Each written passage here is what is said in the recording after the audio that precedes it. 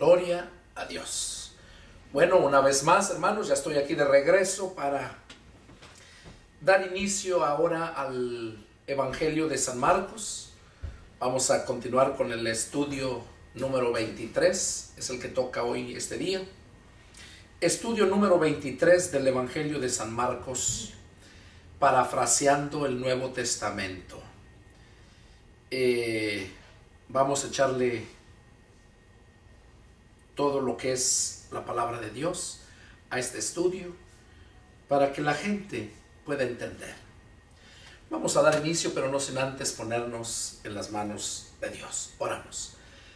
Padre Celestial, mi Dios Todopoderoso, en este momento una vez más me dirijo hasta tu trono de la gracia para poder depositarme en tus manos, Señor.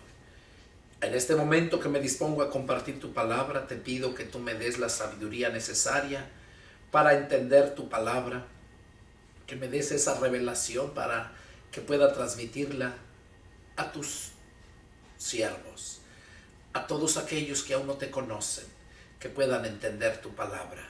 Señor, me deposito en tus manos y úsame para gloria de tu nombre, te lo pido en el nombre de mi Señor Jesucristo. Amén. Amén. El Evangelio de San Marcos, capítulo 1, dice: principio del Evangelio de Jesucristo, Hijo de Dios. Como está escrito en Isaías, el profeta: he aquí yo envío mi mensajero delante de tu faz, el cual preparará tu camino delante de ti. Voz del que clama en el desierto: preparen el camino del Señor, enderezcan sus sendas. Bautizaba Juan en el desierto y predicaba el bautismo de arrepentimiento para perdón de pecados. Y salían a él todas las provincias de Judea y todos los de Jerusalén, y eran bautizados por él en el río Jordán, confesando sus pecados. Y Juan estaba vestido de pelo de camello y tenía un cinto de cuero alrededor de sus lomos, y comía langostas y miel silvestre. Y predicaba diciendo: viene tras mí el que es más poderoso que yo, a quien no soy digno de desatar encorvado la correa de su calzado. Yo a la verdad los bautizo con agua, pero él los bautizará con el Espíritu Santo. Aquí estamos viendo cómo inicia la predicación, el principio del Evangelio de Jesús. Estaba profetizado que Dios iba a mandar a alguien para prepararle el camino a Jesús. Y ese alguien era nada menos que Juan el Bautista. Estaba profetizado por medio del profeta Isaías, donde dice: he aquí yo envío mi mensajero delante de tu faz, el cual preparará tu camino delante de ti. Ahí vemos cómo en Malaquías 3:1 ahí lo dice. Ahí está escrito esa profecía: voz del que clama en el desierto, preparad el camino del Señor, enderezad sus sendas. Isaías 43, ahí habla también esta profecía. Y dice que Juan bautizaba en el desierto. Predicaba el bautismo del arrepentimiento. O sea, les predicaba que se arrepintieran de su pecado y su maldad, para perdón de pecados. Y dice que salían a él toda la provincia de Judea y todos los de Jerusalén. Salían a Juan y eran bautizados por él en el río Jordán, confesando sus pecados. Ahí empezó el ministerio Juan a preparar el camino del Señor Jesús. Dice que Juan estaba vestido de pelo de camello, tenía un cinto de cuero alrededor de sus lomos y comía langostas y miel silvestre. ¿Qué nos enseña esto? Que no era un hombre fino, un hombre delicado, era un hombre común y corriente, que estaba dispuesto a sufrir por el Señor. Hoy en día casi no miras eso. La gente no quiere sufrir. La gente, esos evangelistas que andan predicando en las iglesias, y en las iglesias o les advierten: sí, necesito que me pagues tanto de dinero, yo cobro tanto, necesito que me hospedes en un hotel bueno, y necesito que me pagues la comida. Yo no puedo comer cualquier cosa, yo como esto y esto. Y así muchos perros de esos que andan. Y digo así porque los detesto, y si yo los detesto, ahora el Señor con más ganas. Porque no son personas ignorantes, sino que se han pervertido y han usado la palabra de Dios para vivir, hacer riquezas, al igual que los políticos del gobierno. Usan el poder para hacer riquezas. Y los religiosos también usan. Ahí no usan el poder porque no tienen poder. Ahí usan solamente el don de convencer a la gente con mentiras, con palabras lisonjeras, dice Pablo, para saquearles su dinero. Como dice Jesús, que iban a ser mercadería de ellos. Y eso es lo que hacen. Hoy en día es puro negocio, pura mercadería, o sea, puro negocio. Entonces aquí vemos cómo Juan iba muy humilde, cómo comía, cómo vivía, y siempre predicaba directo, al grano. Él no andaba con medias cosas. Aquí dice que les decía que se arrepintieran. Les decía que después de él, dice, viene tras mí el que es más poderoso que yo no soy digno de encorvarme y desatarle su calzado. Miren cómo reconocía él a Jesús. Hoy en día hay muchos predicadores que se creen ya mejor que Jesús, que se adjudican la honra, la gloria para ellos. Y déjame decirte que cara van a pagar su osadía. Si allá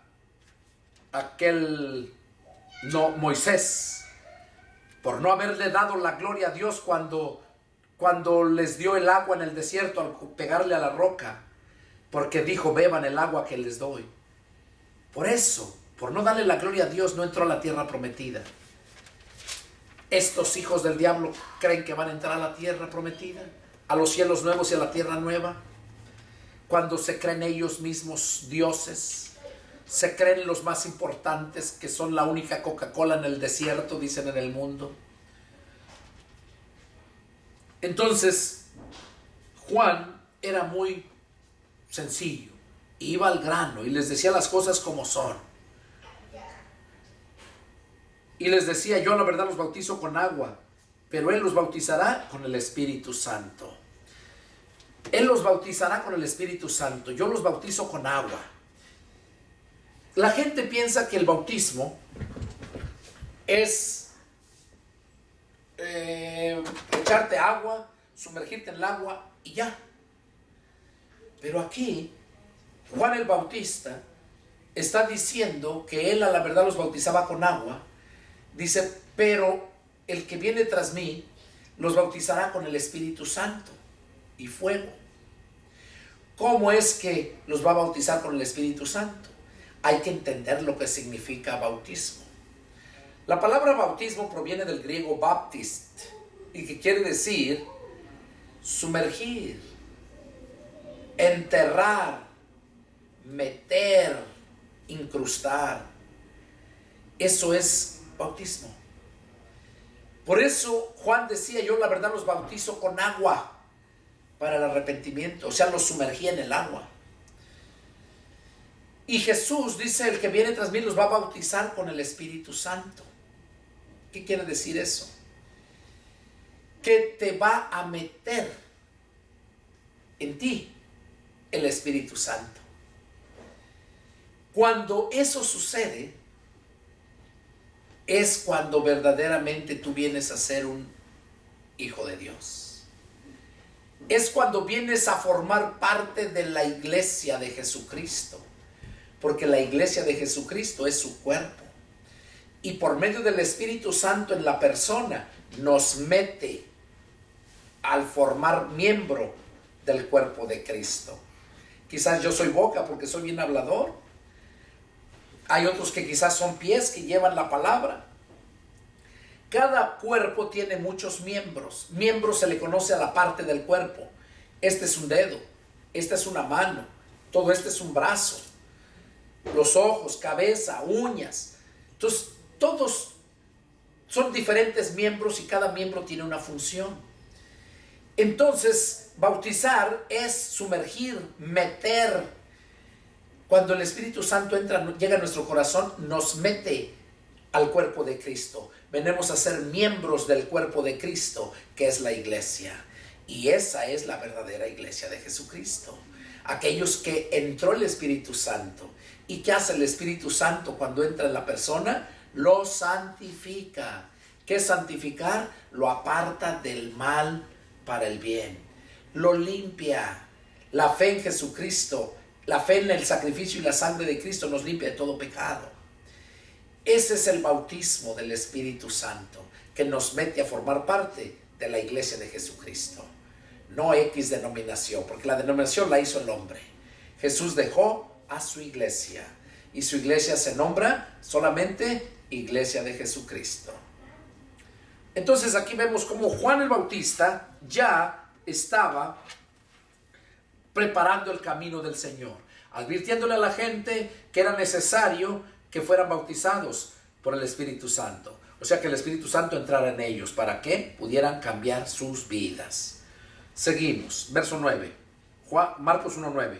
Aconteció en aquellos días que Jesús vino de Nazaret de Galilea y fue bautizado por Juan en el Jordán. Y luego, cuando subió del agua, vio abrirse los cielos y al Espíritu como paloma que descendía sobre él. Y vino una voz del cielo que decía: tú eres mi Hijo amado, en ti tengo complacencia. Aquí vemos entonces cómo que aquellos días, cuando Jesús fue a Nazaret de Galilea, fue bautizado por Juan en el Jordán. Jesús fue a Juan para que lo bautizara. Y dice que cuando lo bautizó, que subió del agua, porque lo sumergió en el río Jordán, cuando subió del agua, ¿qué dice que hizo? Dice que entonces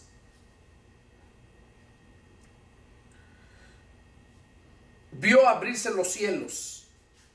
Los cielos se abrieron, dice que Juan lo miró, y que vio venir como paloma al Espíritu Santo y se posó sobre Jesús. Y cuando eso sucedió, dice que en ese momento oyeron la voz en arriba, en el cielo, que decía: tú eres mi Hijo amado, en ti tengo complacencia. Era Dios introduciendo a su Hijo, dándole al mundo que reconocieran a su Hijo, que era el Hijo de Dios, Jesús. Y es, no que era, es. Ahí estaba presentando Juan el Bautista a Jesús. Y luego el Espíritu le impulsó al desierto. Y estuvo allá en el desierto 40 días. Y era tentado por Satanás. Y estaba con estaba con las fieras, y los ángeles le servían. Los ángeles le servían a Jesús. Jesús estaba, ¿en dónde? En el desierto. Y estaba con las fieras. Había animales peligrosos, pero allá los ángeles le servían. Después que Juan fue encarcelado, vino a Galilea. Jesús vino a Galilea predicando el evangelio del reino de Dios, diciendo: el tiempo se ha cumplido y el reino de Dios se ha acercado. Arrepiéntanse y crean en el evangelio. ¿Qué está diciendo aquí Jesús? Dice que cuando Juan fue encarcelado, aquí Marcos no lo narra bien, pero ya en Mateo lo miramos, que fue encarcelado por el rey Herodes, porque no le era permitido, andaba con la mujer de su hermano, Herodías. Y dice que andaba con ella, y Juan el Bautista le dijo: no está permitido que estés con la mujer de tu hermano. Y al descubrirles eso delante de la gente, le llevó a la cárcel. Aquí no lo narra, pero ya lo miramos en Marcos, y a lo mejor Lucas también lo narra. Pero bueno, aquí vemos entonces que cuando Juan fue encarcelado, vino Jesús a Galilea predicando el evangelio del reino de Dios. El evangelio quiere decir noticias nuevas de salvación. Vino predicándoles cómo podían ser salvos. Eso es evangelio. Diciéndoles, el tiempo se ha cumplido y el reino de Dios se ha acercado. Arrepiéntanse y crean en el evangelio. ¿Qué es lo que nos está diciendo? Que creamos al evangelio, que nos arrepientamos. Tú no te puedes arrepentir si no escuchas la palabra de Dios. Entonces, tienes que escuchar la palabra de Dios para que te puedas arrepentir y empieces a creer en el evangelio. Andando junto al mar de Galilea, vino a Simón y a Andrés su hermano, que echaban la red en el mar porque eran pescadores. Y les dijo Jesús, vengan en pos de mí y haré que sean pescadores de hombres. Y dejándolo luego, sus redes le siguieron. Pasando de allí un poco más adelante, vio a Jacobo, hijo de Zebedeo, y a Juan su hermano, también ellos en la barca que remendaban las redes. Luego los llamó y dejando a su padre Zebedeo en la barca con los jornaleros, le siguieron. Aquí está hablando Marcos, nos está narrando cómo fue que Jesús empezó a llamar a los apóstoles. El primero dice que fue a Simón.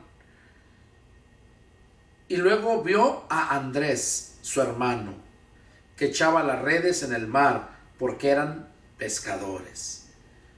Y Jesús les dijo, vengan en pos de mí y yo los haré pescadores de hombres. Y dice que volvió a encontrar a otros dos, a Jacobo y a Juan. Eran hermanos ellos, eran hijos de Zebedeo. Y también les dijo, síganme. Dice, cuando Jesús los llamó, dice que dejando a su padre Zebedeo en la barca con los jornaleros, le siguieron. Y entraron en Capernaum y los días de reposo, entrando en la sinagoga, enseñaba. O sea que Jesús entró a Capernaum y los días de reposo, entrando en la sinagoga, enseñaba. Los días de reposo. Y se admiraban de su doctrina, porque les enseñaba como quien tiene autoridad y no como los escribas. Dice que les enseñaba como quien tiene autoridad. Cuando Dios te ha llamado a predicar el evangelio, Dios te da la autoridad. Por eso ahí Mateo 28:19 lo acabamos en el estudio anterior, donde dice, toda potestad me ha sido dada en el cielo y en la tierra. Por tanto, vayan y hagan discípulos. Él nos dio autoridad a los que nos llama. Les dio a aquellos cuando los llamó. Ahí lo podemos ver en Hechos. Mira, vamos a leerlo. En Hechos, capítulo 1, dice,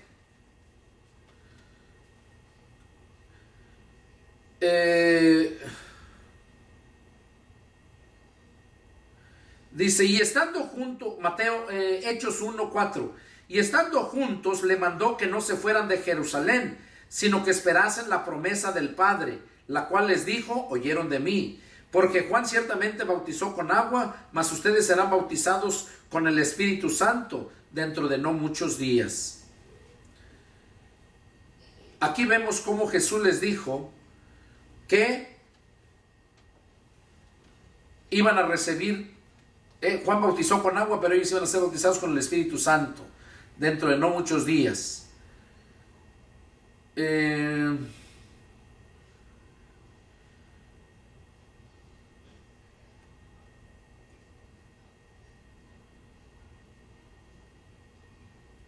Entonces aquí vemos cómo ellos fueron, se les dijo que no se fueran, les mandó que no se fueran, dice en verso 4, de Jerusalén, sino que esperasen la promesa del Padre, el Espíritu Santo.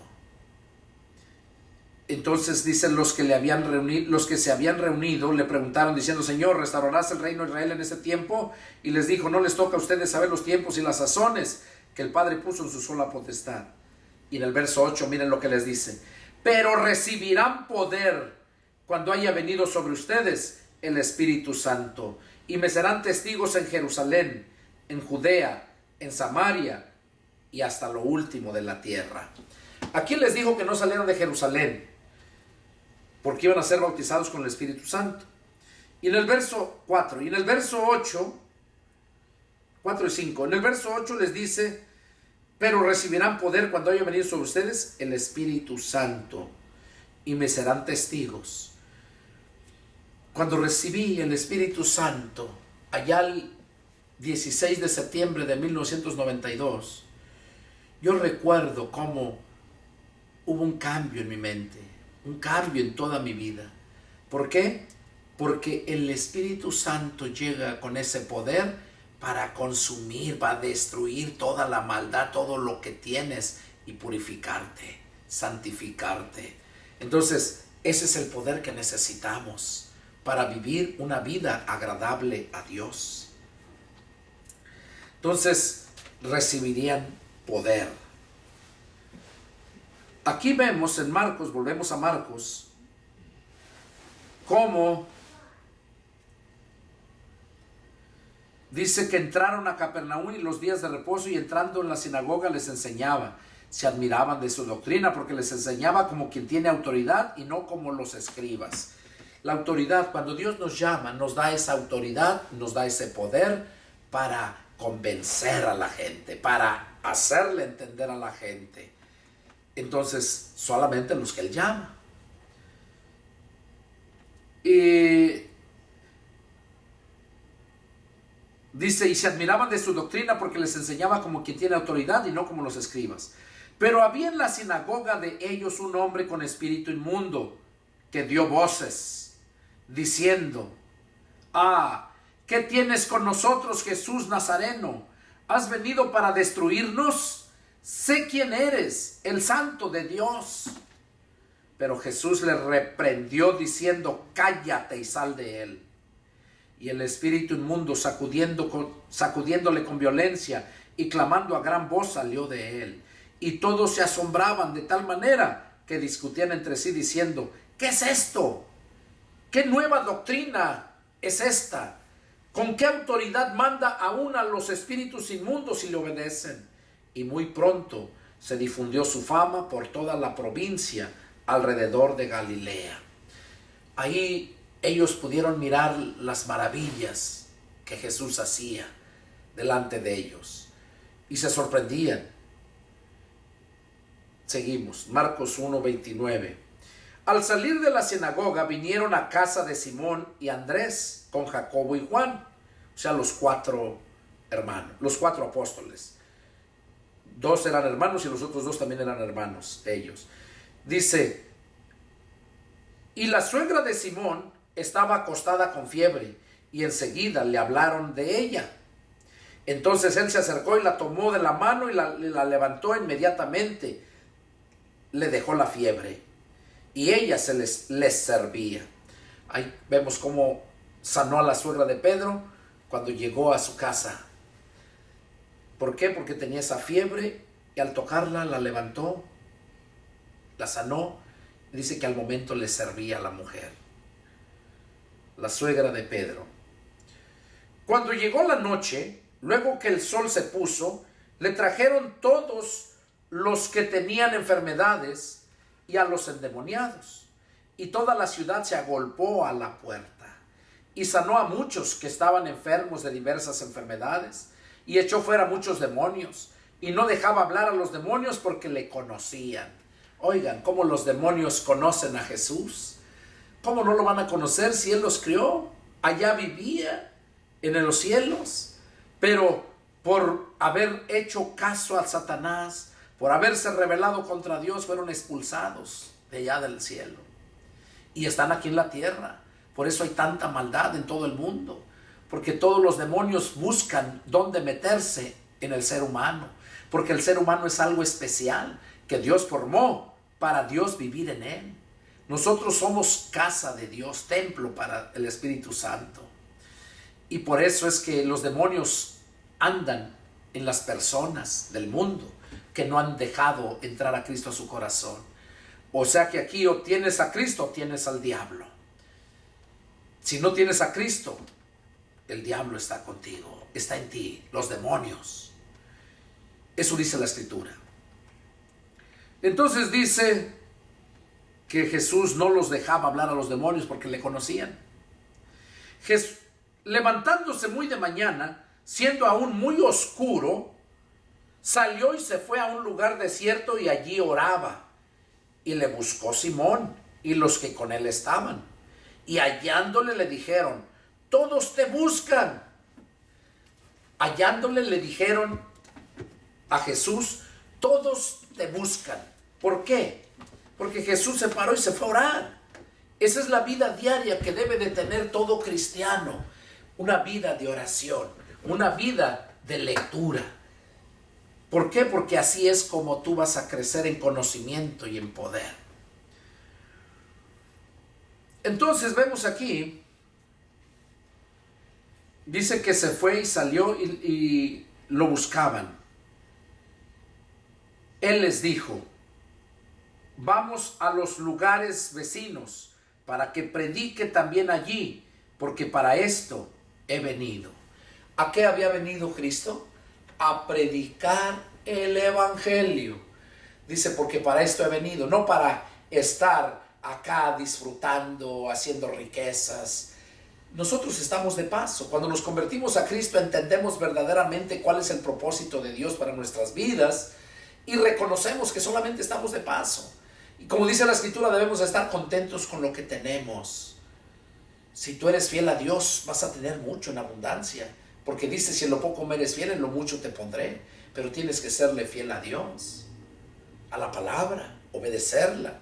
Entonces, Jesús les dijo: vamos a lugares vecinos para que les predique allí también, porque para esto he venido. Y predicaba en las sinagogas de ellos en toda Galilea y echaba fuera los demonios. Jesús estaba haciendo su trabajo, lo que había venido. Y eso es lo que debes hacer tú y yo, todos aquellos que hemos creído que Dios nos llamó a un ministerio. Debemos de salir, aunque tengas que dejar tu familia, tu casa, tu esposa. Dice que todo lo que dejes por seguirle al Señor, Él te va a compensar al 100 por 1 más la vida eterna. No quiere decir que dejes a tu esposa, que la abandones, no, sino que la dejes por ir a predicar el evangelio y ya luego regreses. Ese es el punto. Es sacrificio que no toda la gente está dispuesta a hacerlo. Vino a él un leproso rogándole, hincada la rodilla, le dijo: si quieres, puedes limpiarme. Jesús, teniendo misericordia de él, extendió la mano y le tocó y le dijo: quiero, sé limpio.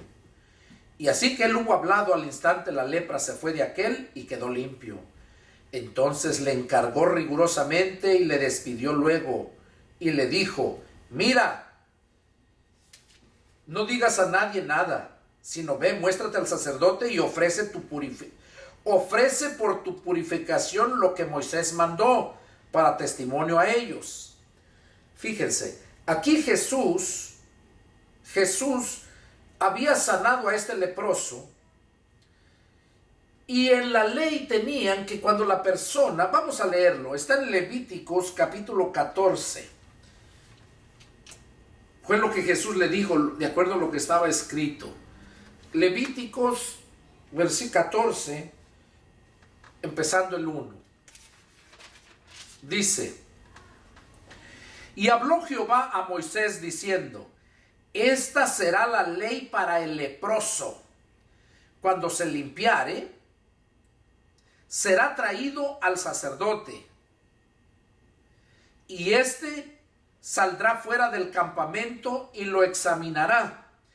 Y si ve que está sana la plaga de la lepra del leproso, el sacerdote mandará luego que se tomen para él, para el que se purifica, 2 avecillas vivas, limpias, y maderas de cedro, granada e hisopo.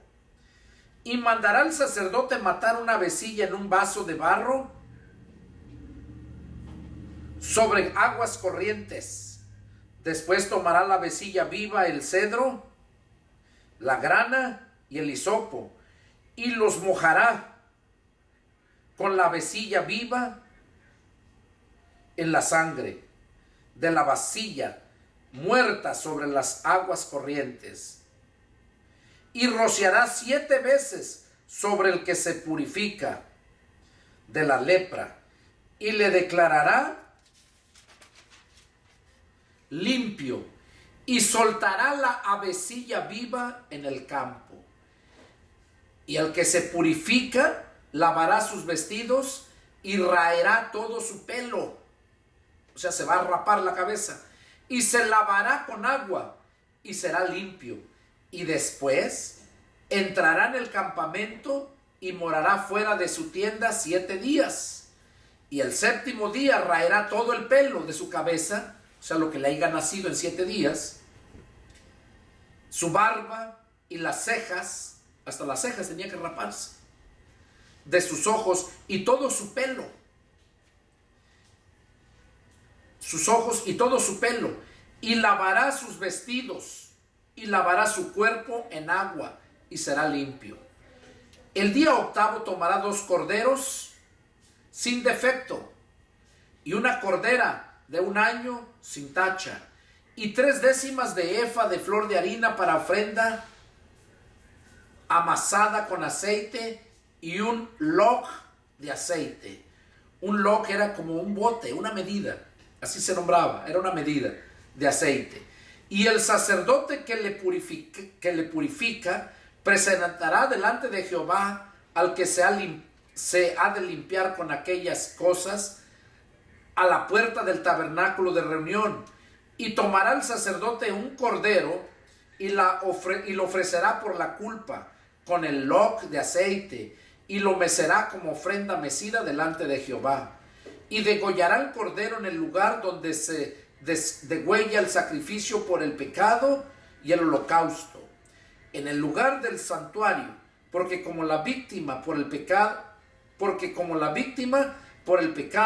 así también la víctima por la culpa es del sacerdote.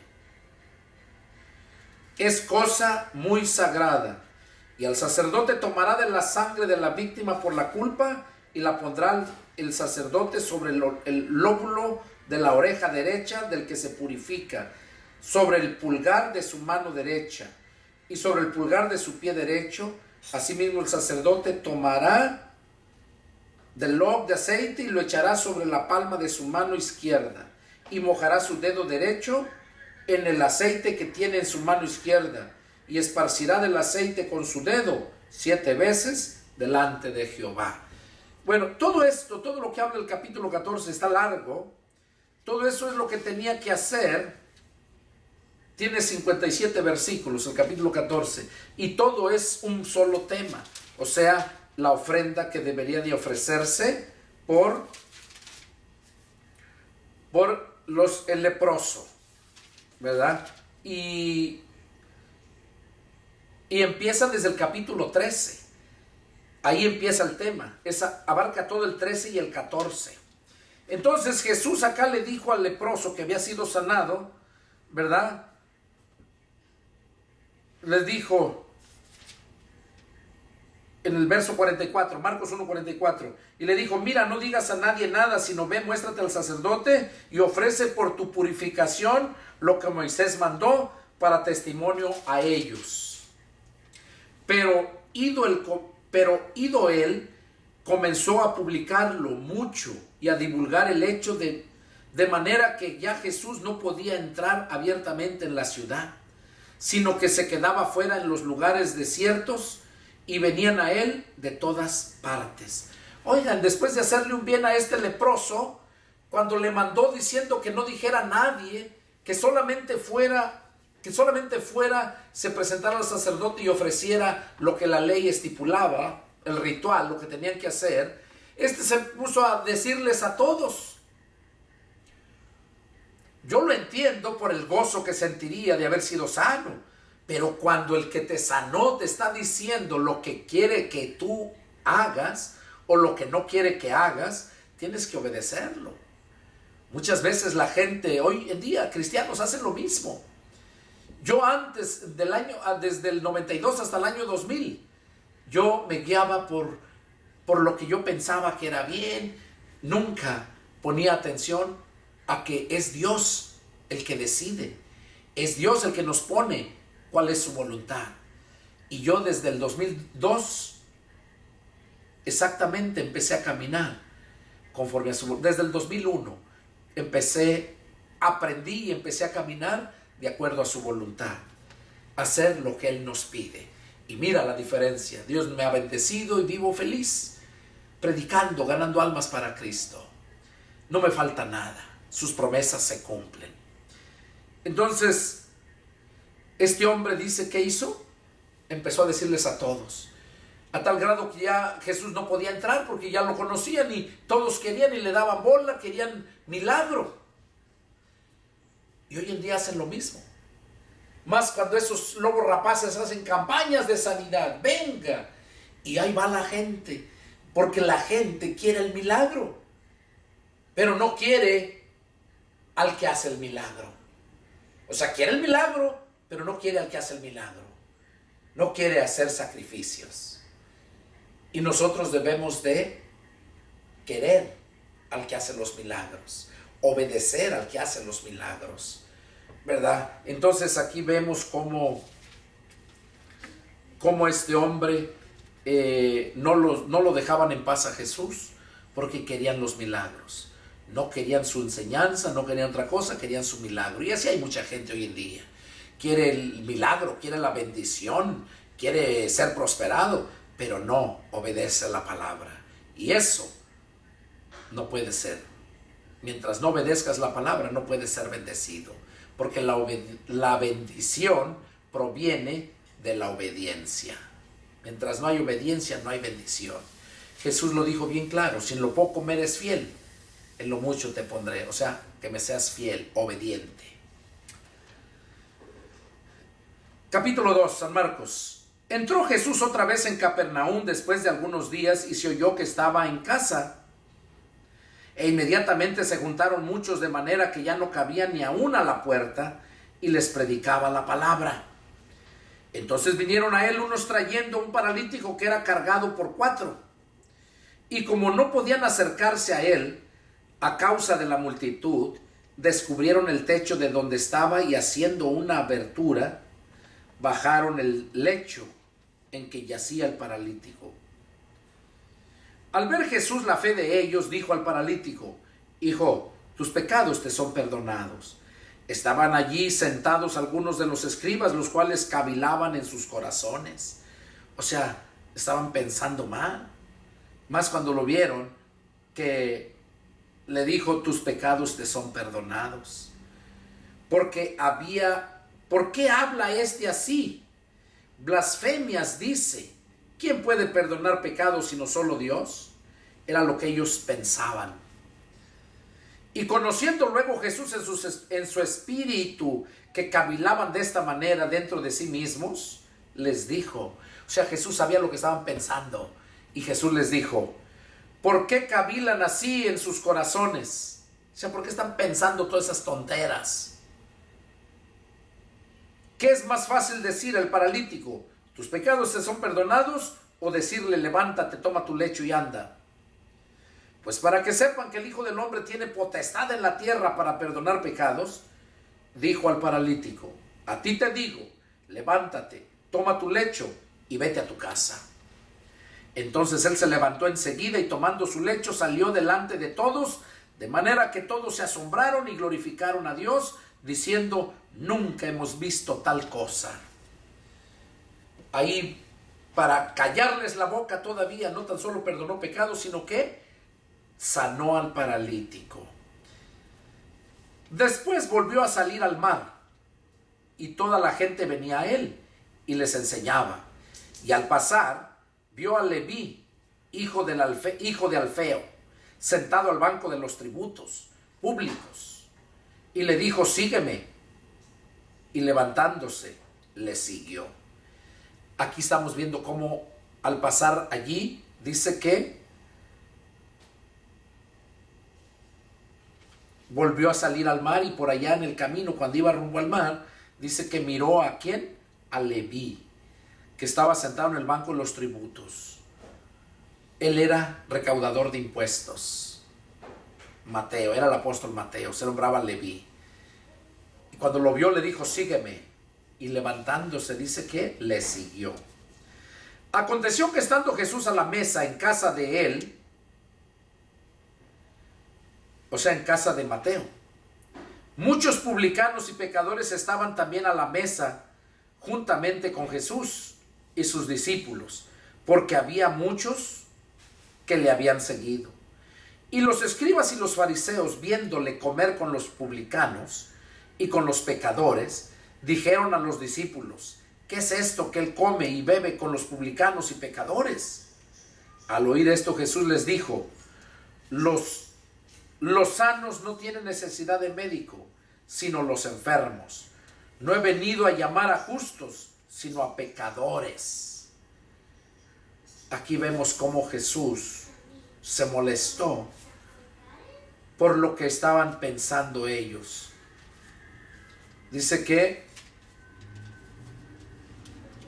se molestó de que vieron que estaba ahí, comía con los publicanos y los pecadores, y decían que a sus discípulos, no se lo dijeron ni a Jesús directamente, sino a sus discípulos, que por qué Jesús comía con ellos.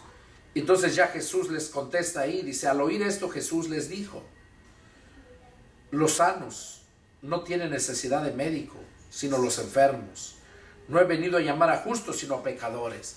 Ellos se creían sanos, ellos se creían justos, los fariseos, los saduceos, toda la gente religiosa hasta hoy en día, de la religión que sea, se cree justa, se cree que es la única, se cree que está bien. Pero cuando vas a la luz de las Escrituras, ahí te das cuenta que no están bien. Aquí vemos entonces que Jesús les dijo que los sanos no tienen necesidad de médico. Como ellos se creían sanos, por eso no tenían necesidad. Y dice, no he venido a llamar a justos, sino a pecadores. Todos somos pecadores. ¿Por qué razón entonces aquellos se creían muy limpios, muy santos? Jesús vino porque nadie pudo ser justo por medio de la ley. Y por eso somos pecadores, y es cuando Jesús llega y nos transforma. Y los discípulos de Juan y los de los fariseos ayunaban, y vinieron y le dijeron, ¿por qué los discípulos de Juan y los de los fariseos ayunan, y tus discípulos no ayunan? Jesús les dijo, ¿acaso pueden los que están de bodas ayunar mientras están con ellos el esposo? Entre tanto que tienen consigo al esposo, no pueden ayunar. Pero vendrán días cuando el esposo les será quitado, y entonces aquellos días ayunarán. Jesús les contestó estas palabras porque ellos decían que sus discípulos de los fariseos, o los prosélitos, hay un pasaje donde dice los prosélitos, y los discípulos de Juan el Bautista, dice que ayunaban. Y le dicen a Jesús, ¿por qué tus discípulos no ayunan? Jesús les dice ahí bien claro, ¿acaso pueden los que están de bodas ayunar? Entonces dice, viene la hora cuando el esposo les será quitado, y entonces ayunarán. Y le sigue diciendo de otra forma, verso 21, nadie pone remiendo de paño nuevo en vestido viejo.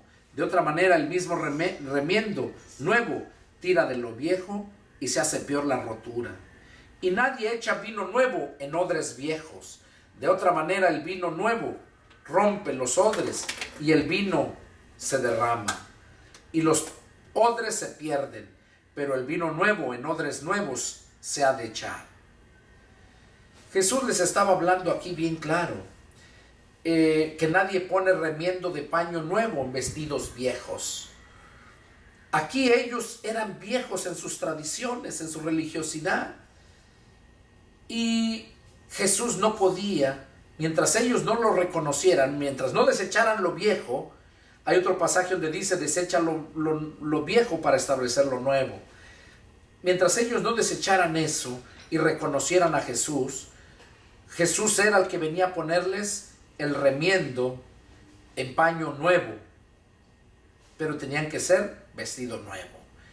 Dice, porque de otra manera el mismo remiendo nuevo tira de lo viejo y se hace peor la rotura. O sea que cuando viene lo nuevo, tira de lo viejo y se hace peor la rotura. Entonces, mientras no se puede mezclar la palabra de Cristo, la ley de Cristo, con las reglas, con las tradiciones de los religiosos. ¿Por qué? Porque se echa a perder todo eso. Entonces es necesario que ellos desechen lo viejo para que Jesús pueda establecer lo nuevo. Y también les dice de otra forma que nadie echa vino nuevo en odres viejos. De otra manera el vino nuevo se rompe los odres y el vino se derrama y los odres se pierden, pero el vino nuevo en odres nuevos se ha de echar. Odres era una piel que de piel amarraban y le echaban el vino. Entonces la piel seca, al echarle el vino, al remojarse, se aguadaba, se aflojaba la piel y se estiraba, porque el vino al ir fermentando va esponjando, va fermentando. Entonces todo va de acuerdo al cuero, se va ajustando. Pero llega el momento en que ya el cuero ya no da más. Por eso tiene su capacidad. Entonces Jesús dijo que no puede echarse vino nuevo en odres viejos. Entonces, si le echaban vino nuevo a un odre ya usado, el odre ya no tenía para dónde estirar más y se iba a reventar. Y así están las religiones. Las religiones están con sus viejas, son odres viejos que sirvieron un tiempo, pero ahí se quedaron. Y Dios no va a echar vino nuevo. Jesús dijo que su sangre, su vino es su sangre. Eso dijo Jesús. Entonces nadie pone vino nuevo en odres viejos. Su sangre, que representa el vino, echarlo en el odre viejo. O sea, a la gente religiosa no les va a caer, les va a dañar en lugar de serles de beneficio. Hasta que ellos no desechen todo eso viejo, es cuando entonces van a poder que tengan todo nuevo. Eso es lo que Jesús está enseñando aquí. 23. Aconteció que al pasar él por los sembrados un día de reposo, sus discípulos andando comenzaron a arrancar espigas. Entonces los fariseos le dijeron: mira, ¿por qué hacen en el día de reposo lo que no es lícito?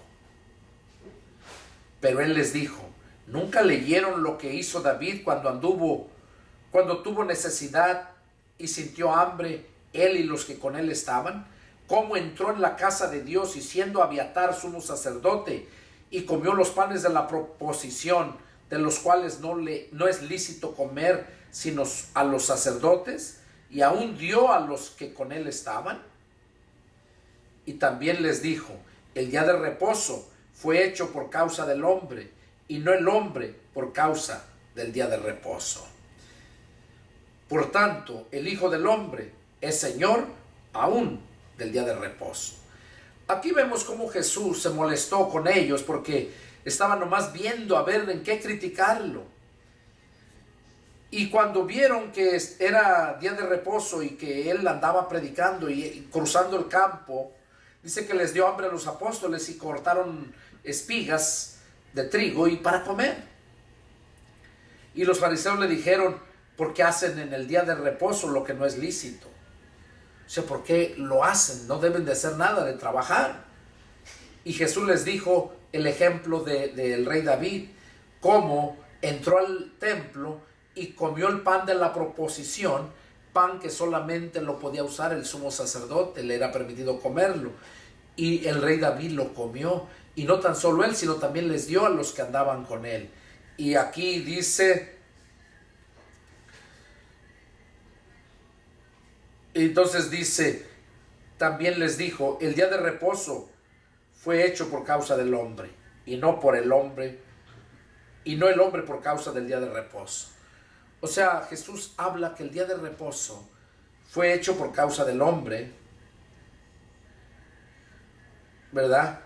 Porque el hombre es el Señor, Jesús es el Señor del día de reposo. Entonces, ahí ellos no estaban guardando el día de reposo, porque ese día en la ley de Cristo ya era diferente.